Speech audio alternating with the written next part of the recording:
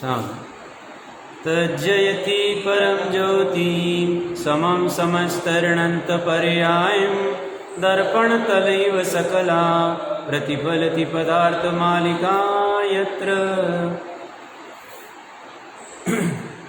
पुरुषार्थ सिद्धि उपाय जी महान ग्रंथ विराजमान हैं। 1000 वर्ष पहले अमृतचंद्र आचार्य देव ने हम जैसे जीवों के लिए जो अपनी सिद्धि की प्राप्ति करना चाहते हैं, सिद्ध क्या करना है तो अर्थ की सिद्धि करनी है। कौन सा अर्थ? जो अपना तत्वार्थ है, जो अपना ज्ञायक भगवान है, उसकी जिसे प्राप्ति करनी है वो कैसे करनी, इसका उपाय बताने के लिए पुरुषार्थ सिद्धि उपाय ग्रंथ की रचना की। पुरुष मतलब आत्मा, अर्थ मतलब प्रयोजन, सिद्धि मतलब प्राप्ति और उपाय मतलब सॉल्यूशन। तो आत्मा के प्रयोजन की सिद्धि जिससे हो उसकी चर्चा यहाँ की गई है। निश्चय व्यवहार का गजब समन्वय है। शुरू में ही निश्चय व्यवहार की यथायोग्य स्थापना कर दी है। स्यादवाद में इनको बड़ी महिमा थी, इसीलिए समय सारजी पूर्ण होने के बाद भी स्यादवाद अधिकार अलग से लिख दिया। उनको लगा ये जीव समझता नहीं है। आप देखिए स्यादवाद उनके जहन में कितना घुसा हुआ था। समय सारजी 415 का था, इतने सारे कलश होने के बाद में स्यादवाद अधिकार लिख दिया। उसमें अनेकांत की चर्चा की, एक अनेक नित्य अनित्य आदि सबकी चर्चा की।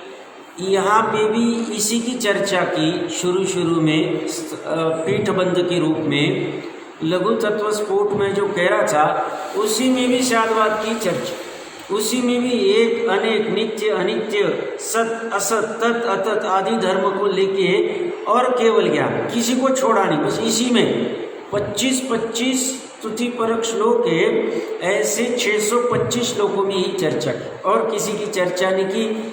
कितना, और इसीलिए दूसरे श्लोक में भी इसी स्यादवाद को, इसी अनेकांतवाद को नमस्कार किया, जिनवाणी को नमस्कार किया है, जो अपने अज्ञान अंधकार को दूर करने में समर्थ है।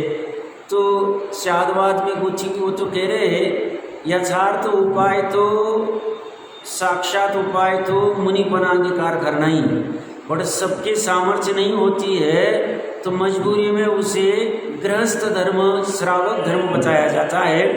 और श्रावक धर्म कैसा है, 12 व्रत वाला, उसकी अपनी चर्चा चल रही है।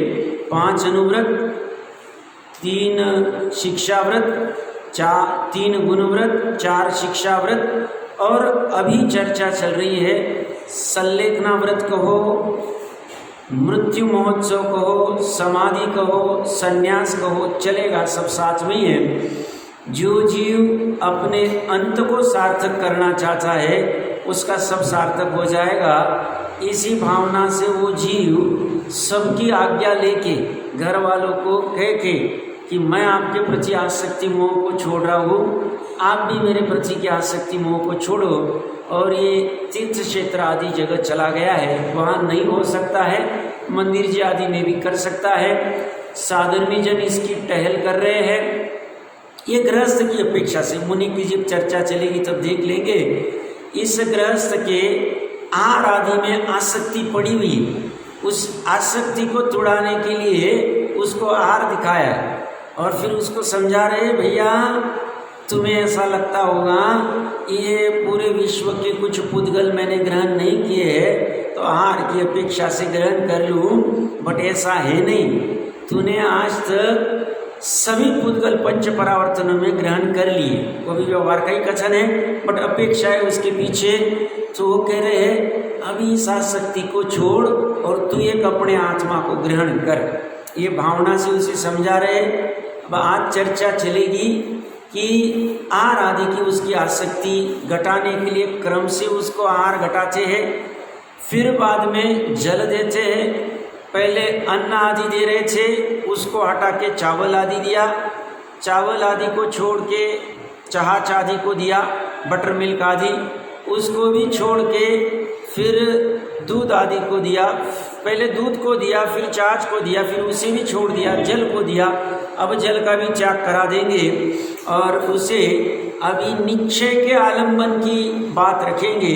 ऐसी सुंदर चर्चा यहाँ पे टीकाकार ने की हुई है। मेरे यहाँ पे पेज नंबर 136 है, आपके यहाँ का देख लेना।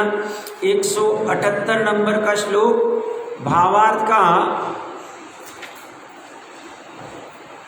चौथा पैराग्राफ, नहीं 1 2 3 4 5 7वां पैराग्राफ हमने पढ़ लिया था, उसकी अंतिम 4-5 लाइन पढ़ लेते। 7वां पैराग्राफ का देखिए शुरुआत क्या है, हे जितेंद्रिय, मिला सबको? ये जितेंद्रिय वाला नीचे की 7वीं-8वीं लाइन देखिए, इसको कह रहे यह वही समय है जिसमें ज्ञानी जीव शुद्धता में सावधान रहता है। शुद्धता में सावधान रहता है मतलब शुद्ध स्वभाव के प्रति सावधान हो जाता है और भेद ज्ञान के बल से चिंतन करता है कि मैं अन्य हूँ और यह पुद्गल देहादि मेरे से सर्वथा भिन्न जुदे ही पदार्थ हैं, ऐसा उसे भाषित होता है। स्पष्ट रूप से भिन्न भिन्न, स्पष्ट रूप से भिन्न भिन्न मतलब जैसे हमें भाषित होता है। मान लो यहाँ पे कोई 4 बैग खड़ी है, उस 4 बैग में हमें पता है हमारी एक बैग है, तो हमें क्या भाषित होता है, ये बैग हमारी है और इसके अलावा 4 बैगें हमारी, 3 बैगें हमारी नहीं। जैसे ये भाषित होता है ऐसी आत्म तत्व शुद्ध तत्व इसे अपनत्व रूप से भाषित होता है। इसके अलावा का समस्त जितना कुछ है शरीर आदि से लेके भिन्न भाषित है। तो ये कह रहे भेद ज्ञान के बल से चिंतन करता है मैं अन्य हूँ और यह पुद्गल देहादि मेरे से सर्वथा भिन्न जुदे ही पदार्थ है। इसलिए हे महाशय, पर द्रव्यों से तुरंत ही मोह त्याग, इमीडिएटली, और अपने आत्मा में निश्चल स्थिर रहने का प्रयत्न कर। स्थिर रहने जैसा स्थान कौन सा है, तो ज्ञानी जीव कहते हैं अपना आत्मा ही। सब आप कैसे कह सकते हैं, अनंत सिद्ध का स्थिर है वे। मोक्षालय में सिद्धालय में स्थिर है कि अपनी आत्मा में स्थिर है। 3 लोक जानने में आ रहा है, वह 3 लोक में स्थित है कि अपनी आत्मा में स्थित है, वो अपने आत्मा में स्थित है। 47 शक्तियों में सर्वज्ञत्व और सर्वदर्शित्व शक्ति देखेंगे तो सर्वज्ञत्व सर्वदर्शित्व शक्ति तो आत्मा के अवलोकन की बात की। आत्मा के अवलोकन में 3 लोग अवलोकन करने में आ जाता है, वो बात जुदा, उसे कोई प्रॉब्लम नहीं, हमें जानने में आ जाता है। पर हमें जानना तो अपने आत्मा को है। तो दर्शन उपयोग में भी, केवल दर्शन उपयोग में भी आत्मा ही देखने में आ रहा है, केवल ज्ञान उपयोग में भी आत्मा ही देखने जानने में आ रहा है। बट कहने में आता है व्यवहार से लोकालोक को जानते, लोकालोक को देखते, देखते मतलब महासत्ता का सामान्य अवलोकन, और जानते मतलब अवान्तर सत्ता का विशेष अवलोकन, मतलब समस्त जितने 3 लोक में पदार्थ है उसको विशेष जान, बस इतनी सी बात। तो इसे क्या कह रहे हैं, अपने आत्मा में निश्चल स्थिर रहने का प्रयत्न कर। बार बार उपयोग बाहर आएगा तो वही चला जाए, वही रहने जैसी स्थिति, वही तुम्हारा शाश्वत घर है। पर्याय के लिए सही मायने में सुखी होना है पर्याय को, यही स्थित होने योग्य घर है और कोई घर नहीं, जिसे आत्मघर कह सकते हैं हम। यदि किसी पुद्गल में आसक्त रहकर मरण पाएगा तो याद रख कि तुझे हल्का तुच्छ जंतु होकर इन पुद्गलों का भक्षण अनंत बार करना पड़ेगा। अनंत बार करना पड़ेगा पुद्गल का भक्षण, मतलब आहार की संज्ञा उत्पन्न होगी। पेड़ आदि भी आहार ग्रहण करते तो तुझे ये करना पड़ेगा। इस भोजन से तू शरीर का उपकार करना चाहता है जो किसी प्रकार भी उचित नहीं है, क्योंकि शरीर इतना कृतज्ञ है कि वह किसी के लिए हुए उपकार को नहीं मानता। हमने कितने उपकार किए होंगे शरीर के ऊपर वर्तमान भाव में, इसे थकान आ जाती है तो हम हर रोज 6-7 घंटा इसे नींद दे देते हैं, निद्रा ले लेते हैं। आत्मा सोता नहीं, आत्मा ने कभी सोया नहीं। दर्शनावरणीय कर्म के उदय में निद्रा निद्रा निद्रा प्रचला पर्याय में आती, त्रिकाली आत्मा में निद्रा आती नहीं।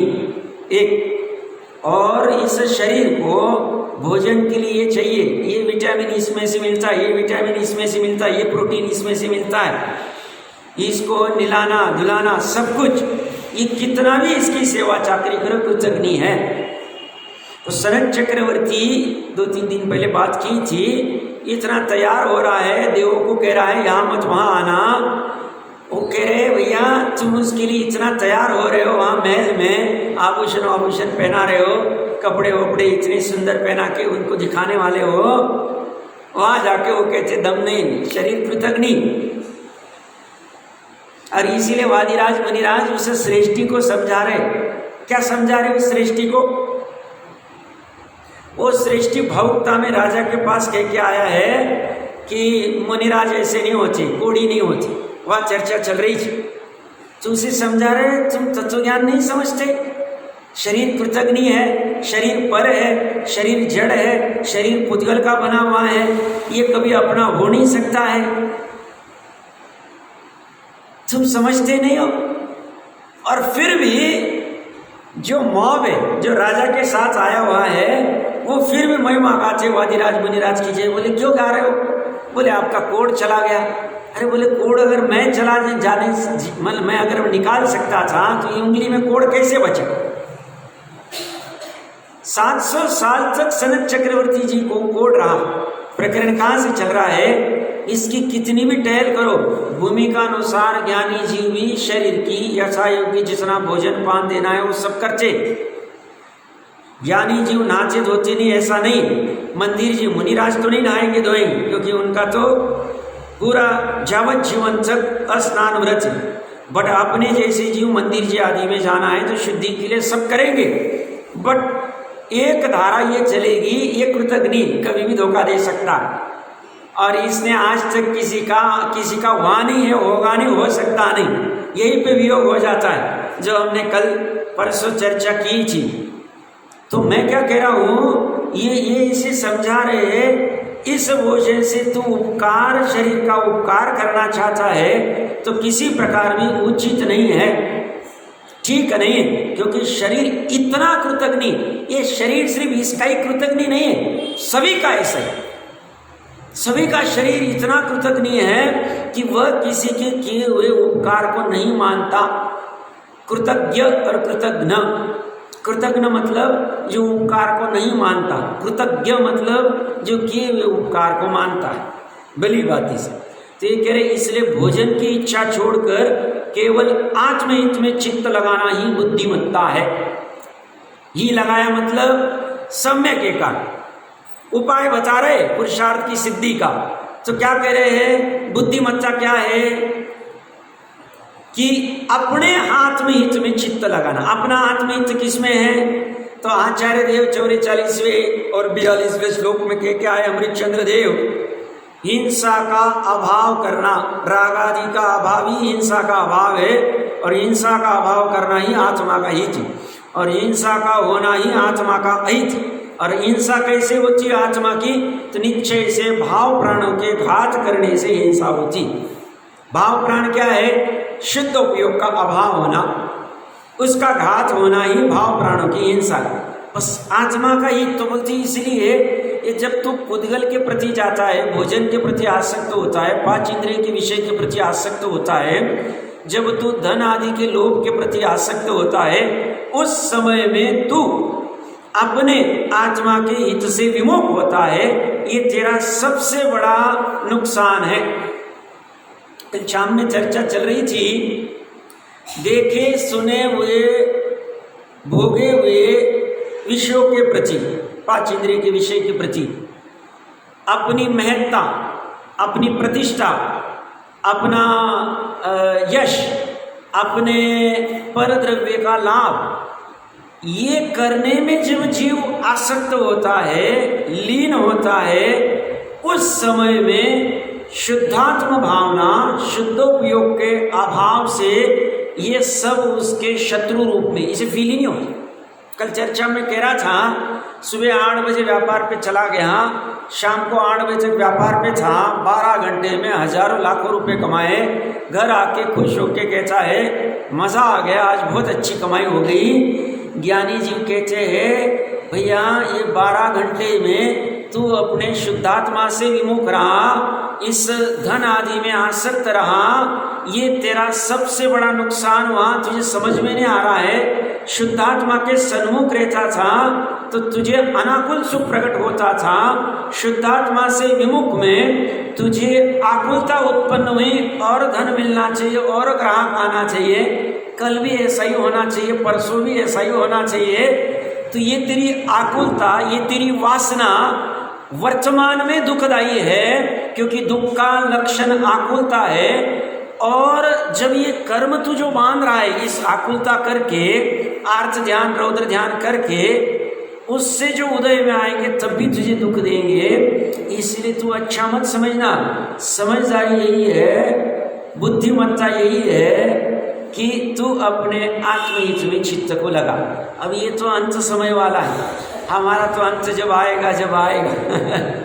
कल परसों भी हमने वैराग्य की चर्चा की थी, प्रसंग भी था वैराग्य का। हमें वैराग्य धारण करना चाहिए, राग को घटाना चाहिए। मुनि बनना जरूरी नहीं है, घर में भी रह के राग को घटा सकते, आसक्ति को घटा सकते हैं। आसक्ति घटाना ये जीव का परिणाम है, आसक्ति बढ़ाना ये जीव का परिणाम है। राग करना, राग को बढ़ाना जीव का परिणाम, राग कम करना, राग का अभाव करना, दोनों जीव के परिणाम है। सिद्धों के भी भूतकाल में रागादि होते थे, उन्होंने रागादि क्या है, किस कारण से उत्पन्न होते हैं, ये मेरे लिए सुखदायी या दुखदायी है, ये मेरा शाश्वत स्वभाव है कि क्षणिक स्वभाव है, और ये मेरे लिए दुखदायी है तो मुझे दुख अच्छा लगता है कि बुरा लगता है। अगर मुझे दुख बुरा लगता है और सुख अच्छा लगता है तो क्या इन रागादि को दूर करना चाहिए, अभाव करना चाहिए? रागादि को दूर और अभाव करना चाहिए। तो इसका उपाय क्या है, इसके ऊपर उन्होंने निर्णय किया और काम कर गए, और काम कर गए। अब सिद्ध अवस्था में पूर्ण रागादि का अभाव कर चुके, अब अनंत काल तक रागादि आएंगे ही नहीं। तो हम जैसों को भी यही उपाय करना पड़ेगा। आज करो, कल करो, परसों करो, अगले भाव में करो, उसके अगले भाव में करो, जब इच्छा है तब करो। हाँ, दुख अच्छा नहीं लगता है अभी कर लेना चाहिए। क्यों? संगीत पंचेंद्रिय अवस्था है, आगे के भाव की गारंटी नहीं। यहाँ से कहा जाए नहीं साहब हमने पूरा जीवन पर इतना धर्म किया है, देव पूजा गुरुपाष्टि आदि सब किए हैं, रात्रि भोजन त्याग किया है, आलू प्याज नहीं खाया है, सब हमारा तो अच्छा ही होगा। अब भैया वहाँ जाएगा तो जेव गच्छी में हम नहीं कह रहे, अच्छी बात है। 1300 सागर साजिद में चला जाता है, 1200 सागर से ऊपर 1260 1240 जितने भी होंगे वो भी वैमानिक के भवंतरिक के अलग आदि ये चला जाएगा। परंतु वहाँ धर्म की वासना वैसी नहीं रहेगी जैसा निर्णय पूर्वक होनी चाहिए, तो उसका काम नहीं होगा। फिर से संसार में घूमेगा। कल भाई साहब जी कह रहे थे षटकांडगम के अच्छा वो प्रवचन आदि सुनते, कल्पना बहन जी कहा, तो उसमें कई चर्चा आई थी 11वें गुण स्थान के गुरु की मिथ्यात्व में जाता और इतने सागरोपम तक संसार में घूमता रहे थे। 11वें गुण स्थान वाला, यथा क्या चरित्र वाला, तो अपने जैसों की हालत खराब है। डरने के लिए नहीं, सजग होने के लिए बात चल रही है। डरना तो कोई चक्कर ही नहीं, क्योंकि आत्मा तो अनादि निधन तत्व है, तो वहाँ तो डर की कोई बात ही नहीं है। बस सजग होना ताकि भूल नहीं हो जाए अपने से कुछ, और अवसर हम चूक न जाए, बात इतनी सी। क्यों? इतने संयोग मिलना कठिन है, सच्चा चित धर्म प्राप्त होना माँ कठिन है। पूछो स्वामी जी को जाके, उनको 22 साल में दीक्षा ली थी, उसके 23 साल बाद छोड़ के वो यहाँ आए थे। 8 साल बाद दीक्षा लेने के 8 साल बाद उनको समयसार जी मिला, 7-8 साल बाद समयसार जी मिला। मैं क्यों कह रहा हूँ इतना, अब उनको कुछ पुण्य क्या होगा तो प्राप्त होगा, और फिर वो मार्ग मिला और हमें भी बताया भैया देखो ये इसमें ये बात है। तो ये बड़ा योग मिलना बड़ा कठिन काम है। इसे समझा रहे आत्महित में चित्त, चित्त मतलब चेतना, ज्ञान चेतना, दर्शन चेतना को यही लगाओ, यही लगाओ। सब लेके कैसे जाए, बाहर जाने नहीं देना ही इसके पास जाने का उपाय। ये बार बार बाहर जाएगी, इसे बार बार वापस लाना पड़ेगा। जैसे कोई माँ बैठी रहती है, छोटा 1 साल का बच्चा, 1-1.5 साल का बच्चा है, रेंगना चालू कर दिया। माँ कुछ काम कर रही है और बच्चा कहीं आगे चला जाता है, वो आँख के पास जा रहा है मान लो, तो माँ क्या करती है, काम करते करते पीछे उसको खींचती है, काम करती रहती पीछे खींचती है, बस इसी उपयोग बार बार जाएगा बाहर, बार बार इसको अंदर लाना है, इतना ही उपाय। चित्त को बार बार आत्मा में लगा के जाना है। अंत समय में कब कर पाएंगे, आत्मा में चित्त अभी आदत होगी तो, अभी आदत ही नहीं है तो जाएगा ही नहीं हो। तो इसीलिए तो इसे समझा रहे कि भैया अभी से तैयारी चालू कर दे। देखिए आगे क्या कह रहे, इस प्रकार हितोपदेश रूपी अमृत धारा वर्षा कर अन्न की तृष्णा दूर कराकर उसको इतना सुंदर उपदेश दिया। इसलिए जो निर्यापक आचार्य आदि होते जो उसको उपदेश देके इनका बड़ा महत्व है। निमित्त नैमित्तिक संबंध करता तो वो शपक स्वयं अपने ही अंदर में, बट बाहर में जो व्यक्ति है उसका जो उपदेश देने की पद्धति है उससे उसका जो दोष है वो तो दोष निकल जाता है। और ये क्या करता है, ये तो उपदेश रूपी अमृत धारा वर्षा कर अन्न की तृष्णा दूर कराकर कवलाहार छुड़ावे, उसका कवलाहार छुड़ा दिया और फिर दूध आदि पेय पदार्थ पर रखे, मतलब अन्न छुड़ा दिया, अब दूध आदि लिक्विड दे रहे, पश्चात क्रम क्रम से उसका भी त्याग करवा कर उष्ण जल लेने मात्र का नियम करावे। यदि ग्रीष्म काल मारवाड़ जैसा उष्ण प्रदेश तथा पित्त प्रकृति के कारण तृषा की पीड़ा सहन करने में असमर्थ हो तो मात्र शीतल जल लेने का नियम रखे और शिक्षा दी कि हे आराधक, हे आर्य, परमागम में प्रशंसनीय मारणांतिक संलेखना अत्यंत दुर्लभ बताई है, इसलिए तुझे विचार पूर्वक अतिचार आदि दोषों से उसकी रक्षा करनी चाहिए। परमागम में प्रशंसनीय मारणांतिक संलेखना अत्यंत दुर्लभ बताई, सही में दुर्लभ है। कितने सुनने मिलते हैं संलेखना के उदाहरण, प्रॉपर संलेखना वाले उदाहरण मिलते ही नहीं, बहुत कठिन। वीरले होंगे, बहुत भी होंगे, मैं नहीं कह रहा हूँ, तो बड़ा कठिन काम है, सही में ऐसे। सदाशिवदास जी के समय तो भी 150 साल पहले हुए होंगे, जैसे स्वयं उन्होंने किया था, आदि आदि किए होंगे। अभी हमारी बहुत आसक्ति बढ़ रही है, हमारे पास है कुछ भी नहीं, 6 खंडाधिपति के सामने बाहर का परिग्रह कुछ भी नहीं, बट फिर भी परिणामों में आसक्ति ज्यादा है। उनके पास 6 खंड रह के भी परिणामों में आसक्ति नहीं थी, पूरा काम उसी पे। इसलिए अमृतचंद्र देव ने जो 2 उदाहरण दिए ना, बिल्ली का और हिरण का, बड़ा गजब उदाहरण है, पकड़ने का प्रयास करना। बिल्ली चूहे को कैसे पकड़ती है मांस खाते वक्त, और हिरण घास को कैसे खाता है, दोनों के परिणामों में फर्क। बिल्ली के परिणाम दुखदायी है, संसार बढ़ाने वाले, हिरण के परिणाम सुखदायी है, संसार घटाने वाले। क्यों? आसक्ति की कमी, सब परिणामों का काम है। तो ये क्या कह रहे हैं, शरीर यहाँ पे परमागम में प्रशंसनीय, जिसकी प्रशंसा की जाती है, ऐसे मारणांतिक संलेखना अत्यंत दुर्लभ बताई, महादुर्लभ है। इसलिए तुझे विचार पूर्वक अतिचार आदि दोषों से उसकी रक्षा करनी चाहिए, उसमें दोष नहीं लगना चाहिए। अतिचार, अभी संलेखना का प्रकरण होने के बाद में अतिचारों की चर्चा चलेगी। 70 अतिचार बताएंगे, हर एक के 5-5, 12 व्रतों के 60, 12 × 5, सम्यक दर्शन के 5, संलेखना के 5, ऐसे 70 अतिचार किसे कहते हैं? दोष लग जाता है। अतिक्रम, व्यतिक्रम, अतिचार, अनाचार, चारों मिलके अतिचारी, अतिचार मतलब दोषी, परंतु अनाचार में तो पतिति हो जाए। अनाचार मतलब बार बार कर रहा है, बुद्धिपूर्वक कर रहा है, ये तो करने योग्य नहीं। और अतिचार में कभी कभी गलती से बुद्धिपूर्वक नहीं हो जाता, उसे अतिचार कहेंगे। इसका छोटा सा उदाहरण अगर लेना है, किसी को मान लो रात्रि भोजन का त्याग, और सुबह सूर्योदय के बाद में 1 मुहूर्त बाद जल आदि लेने की उसकी प्रतिज्ञा है, मतलब उसके बाद ही लूँगा, उसके पहले नहीं लूँगा। सूर्योदय मान लो 6 बजे होता है, तो 6:45 बजे के बाद में या 7 बजे के बाद में जल लूँगा, ऐसी उसको मान लो प्रतिज्ञा है। अब जेठ की गर्मी है, बहुत प्यास लग गई, रात में रात में 2 बजे उसे विकल्प आया सुबह कब होगी, जल्दी से सुबह हो जाए और मैं जल पी लूं, तो वो हो गया अतिक्रम। अब 7 बजे के बाद उसे जल लेना, उसकी प्रतिज्ञा ये थी। उसने 6:45 बजे से तैयारी चालू कर दी, बर्तन आदि, ग्लास आदि, या जो भी उसको कुछ विकल्प होगा वो हो गया व्यतिक्रम, साधन जुटाना चालू कर दिया।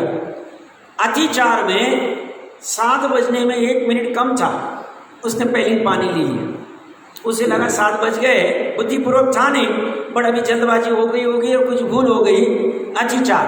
और अनाचार में क्या है, आज भी 7 बजे की पहले ही ले लिया, कल भी लिया, परसों लिया, क्या होता है उसमें?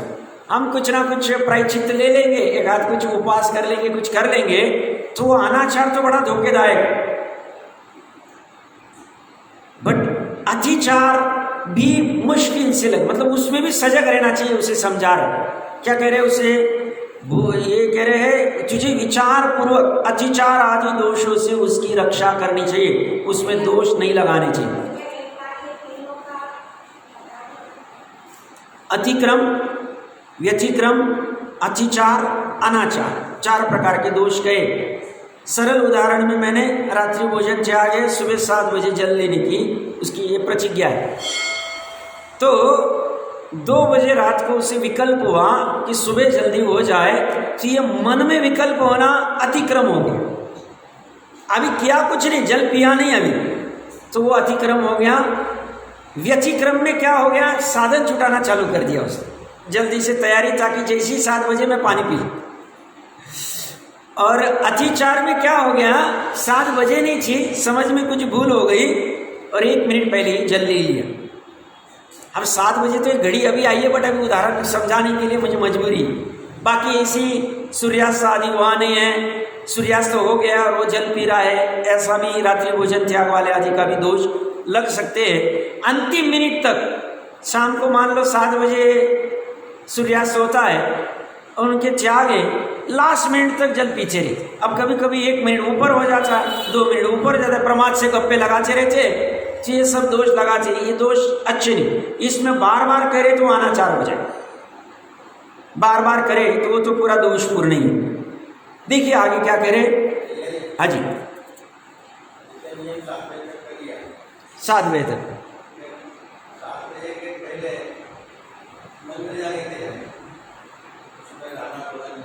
ठीक है, ठीक है, चलेगा।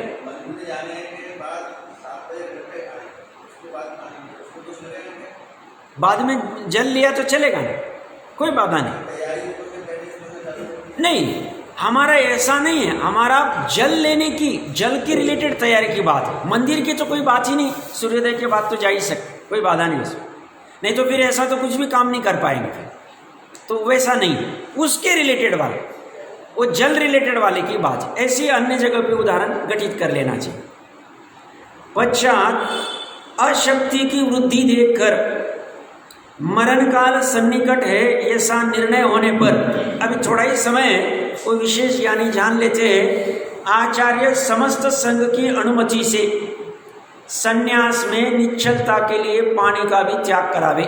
इसके बाद में जो जल दे रहे थे उसका भी त्याग करा दिया। इस प्रकार अनुक्रम से चारों प्रकार के आहार का त्याग होने पर समस्त संघ की क्षमा करावे। उससे कुछ भी अगर दोष लगा होगा तो उसकी क्षमा याचना करा देवे और निर्विघ्न समाधि की सिद्धि के लिए कायत्सर्ग करे। उसमें कोई विघ्न नहीं आना चाहिए, इस अपेक्षा से कायत्सर्ग करा, मतलब काया का त्याग कर, काया का उत्सर्ग करना मतलब त्याग कर दिया। उसके बाद वचनामृत का सिंचन करे, उसको ऐसे मिष्ट वचन कहे कि जिससे उसके परिणाम ऊपर ऊपर तरफ बढ़ते रहे, विशेष विशेष विशुद्धि आती रहे, विशेष कर्मों की निर्जरा होती रहे और आत्मा में स्थिरता होती रहे। इसलिए वचन के अमृत का सिंचन करे, अर्थात संसार में वैराग्य उत्पन्न करने वाले कारणों का उक्त आराधक के कान में मंद मंद वाणी से जप करे। एकदम धीरे धीरे धीरे धीरे उसके कानों में बोलते रहे। अब उसकी जैसी सामर्थ्य होगी वो सुनता जाएगा और परिणामों को उज्जवल करता जाएगा। वो तो एग्जैक्टिवली जानते हैं, बट बाहर से ये प्रयास कर सकते हैं, ये करना चाहिए। जो किसी विचित्रता है, कोई जीव अंतिम समय पे पड़ाव पे, मान लो उसको सागारी आगार के साथ में संलेखना दी, हमें पता नहीं उसका क्या कितनी आयु है और दी हुई है, उसको शांति से कोई बोल रहा है और यहाँ आसपास में लोग गप्पे लगाते रहते, बाकी की चर्चा करते रहते, ये सब हमें अविवेक नहीं करना चाहिए, विवेक रखना चाहिए। वहाँ इतना माहौल शांत होना चाहिए, बाकी कोई गलतबाजी नहीं, कोई कुछ पूछता है, कोई कुछ पूछता है, कोई कुछ करता है, ये सब लौकिक की बातें छोड़ के मेन उसी पे, क्योंकि उसके परिणामों में थोड़ी भी गड़बड़ हो गई तो पतन हो सकता है, कुछ भी हो सकता है। तो हमें ये थोड़ा सा विवेक ध्यान रखना चाहिए।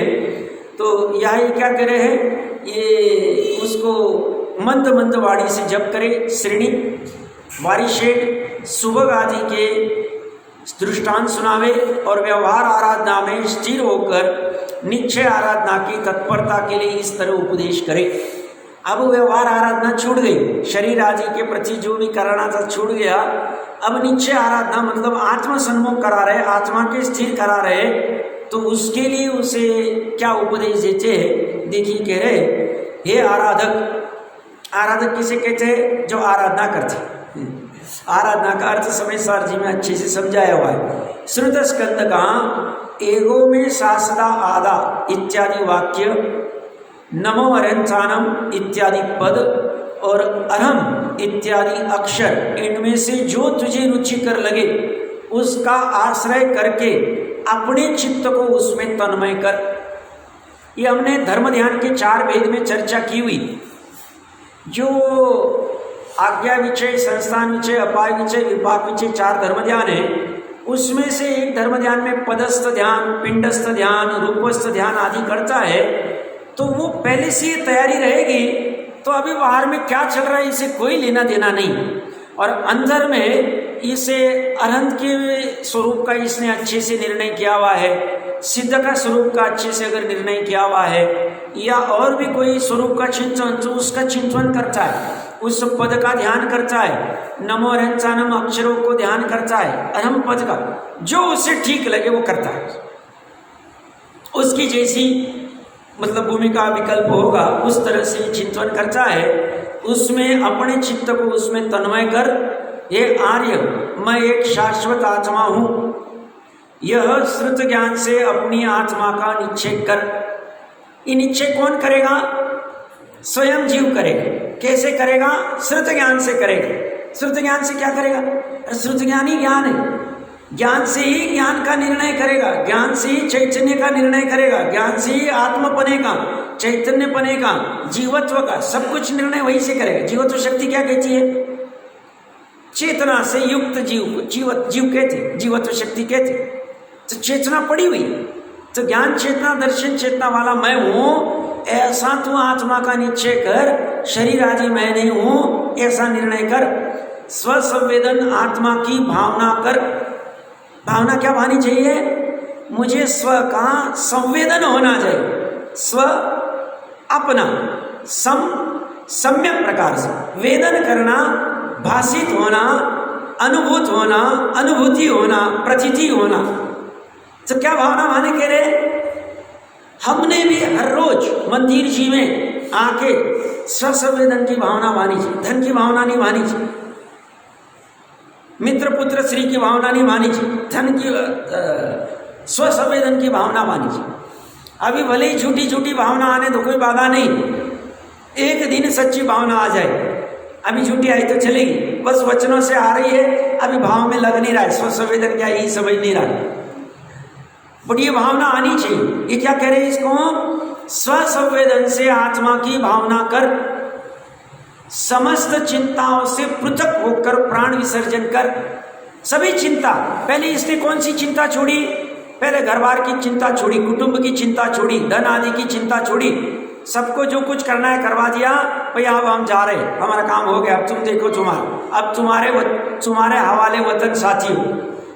क्या क्या कह रहे, जो स्वतंत्रता वाले वो क्या कह रहे हैं, अब हम जा रहे, अब तुम्हारे हवाले कर रहे, अब तुम्हें जैसा संभालना है ये वतन को, ये देश को वैसे संभालो, ऐसे कुटुंब को, धन को, दुकान को जैसे करना है वैसे करो। अब हम शरीर तो अभी छोड़ नहीं सकते, वो तो वहाँ जाके छोड़ेंगे, अब उसकी भी चिंता से पृथक हो गई। अब कोई विकल्प नहीं बचा है। मैं कल शाम में उदाहरण दे रहा था श्वेतवान राजा। श्वेतवान राजा अपना 1-2 साल के पुत्र को मंत्रियों के सुपुर्द करके, भैया ये राजा है, इसको संभालना, फिर बाद में देखेगा। वो निकल गया था, आर के लिए निकले हैं मुनिराज, और कहीं से सुना कि ये मंत्री उस बच्चे को परेशान कर रहे हैं। आर जाना छोड़ के, और जाना छोड़ना भी चाहिए क्योंकि उनके अंतराय में ये एक अंतराय आती है, ऐसा कुछ सुने और इसने आर की विरुद्धता नहीं कि हम आर के लिए चले जाए, सो रिटर्न जंगल में आ जाते आर छोड़ के। बट अभी आज शक्ति छूटी नहीं, भावलिंगी मुनिराज। अब समझना विचित्रता कितनी।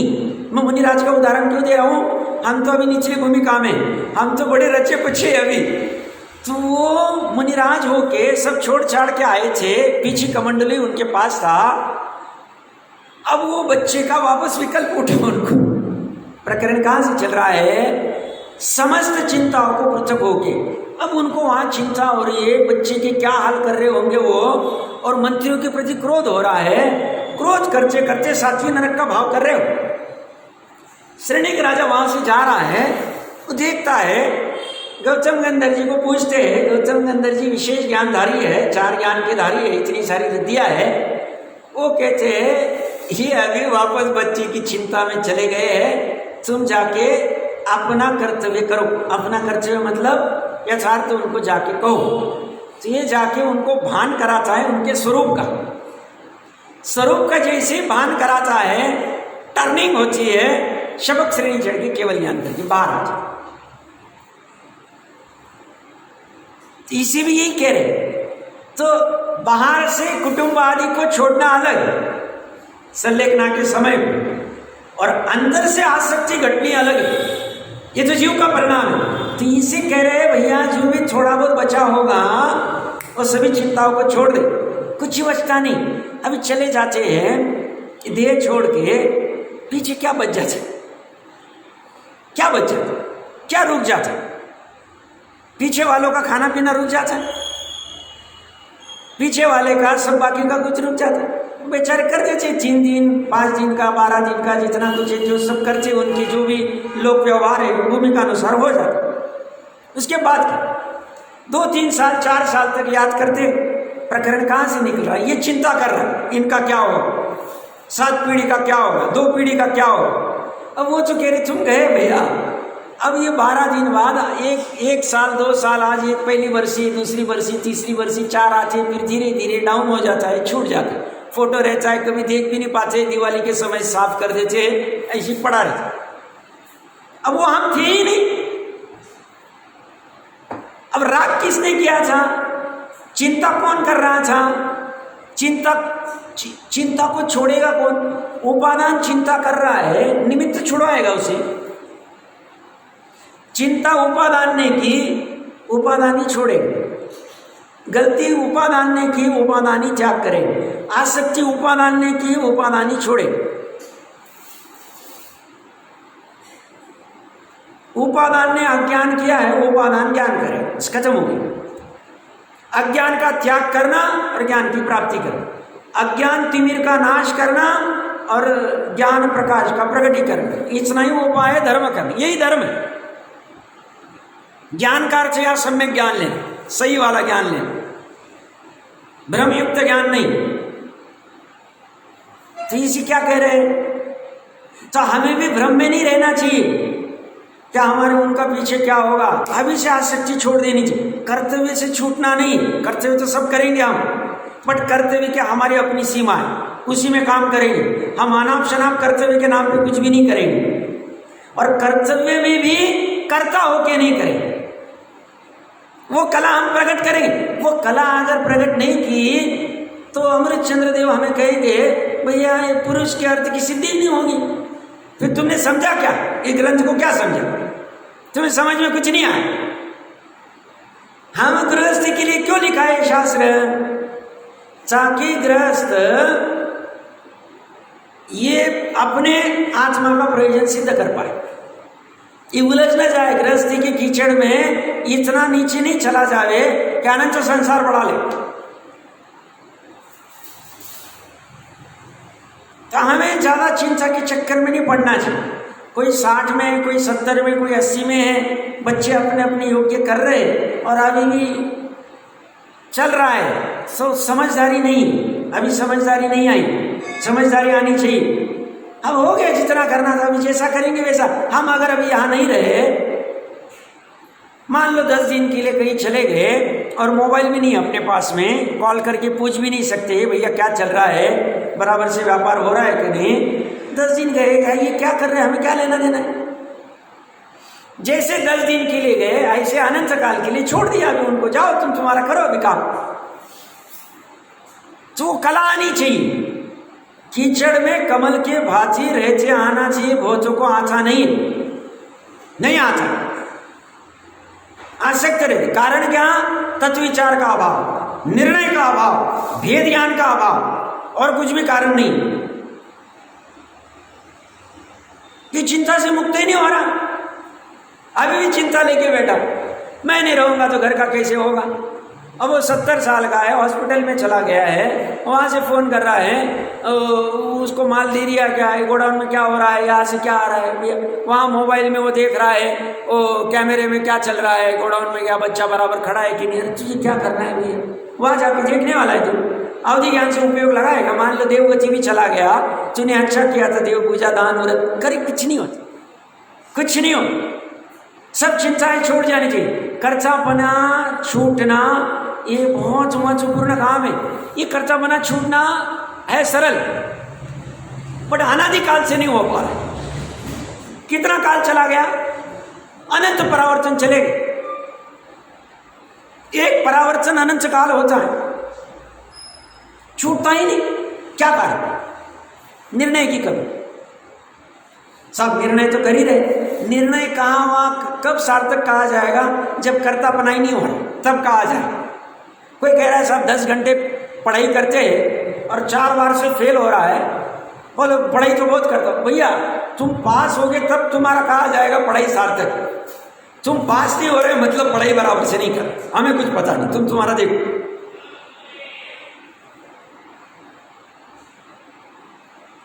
चैतन्य होके चिंता करना, और चिंता भी पुद्गल की, सब पुद्गली। हम कुछ अमूर्तिक आत्मा की कोई चिंता नहीं कर सकते, उसे कोई चाहिए भी नहीं। क्या करा सकते? अमूर्तिक आत्मा में क्या क्या है, 2 मिनट के लिए विचार करते। अमूर्तिक चैतन्य आत्मा, अपना अमूर्तिक सब चैतन्य आत्मा है, उसमें क्या क्या भरा हुआ है? तो ज्ञानी जी कहते हैं अनंत गुण है, परस्पर विरुद्ध अनंत धर्म है, नित्य अनित्य, तत् अतत्, सत असत आदि। अनंत शक्ति है, त्यागोपादान शक्ति जैसे स्वभाव भाव है शक्ति है, ठीक है। और क्या है साहब? उत्पन्न और नाश होने वाली पर्याय। इसके अलावा क्या है? कुछ भी नहीं, कुछ भी नहीं। सोफा भी नहीं, एसी भी नहीं, कूलर भी नहीं, कुछ भी नहीं, कुछ भी नहीं। अमूर्तिक आत्मा की बात करें। अब उस अमूर्तिक आत्मा की, हम अपना पुत्र है, अपना भाई है, उस अमूर्तिक उस आत्मा की हम चिंता कर ही नहीं सकते। वो कहते मेरी जरूरत ही नहीं, मेरे अनंत गुणों में कुछ कमी नहीं है, अनंत परस्पर विरुद्ध धर्म में कुछ कमी नहीं है, इसलिए मेरे कारण समय सार में अनंत गुणों के समरूप द्रव्य में कुछ कमी नहीं है। पुत्र के, मित्र के, आत्मा की चर्चा चल रही है। अब बचा क्या? उत्पाद होने वाली पर्याय। अब उत्पन्न होने वाली पर्याय एक समय की है, उसकी चिंता करने जाओ तब तक तो व्यय को प्राप्त हो जाएगी, तो चिंता क्या करें? तो हम चिंता किसकी करते हैं? हमारे मित्र के शरीर की, हमारे मित्र की कुटुंब की, हमारे मित्र के धन की चिंता करते, व्यापार की चिंता करते। अब वो तो सब पुद्गल है, शरीर पुद्गल है, उसका घर पुद्गल है, दुकान पुद्गल है, धन पुद्गल है। पुद्गल की चिंता करके ये चेतन परेशान हो रहा है। तो क्या करना चाहिए?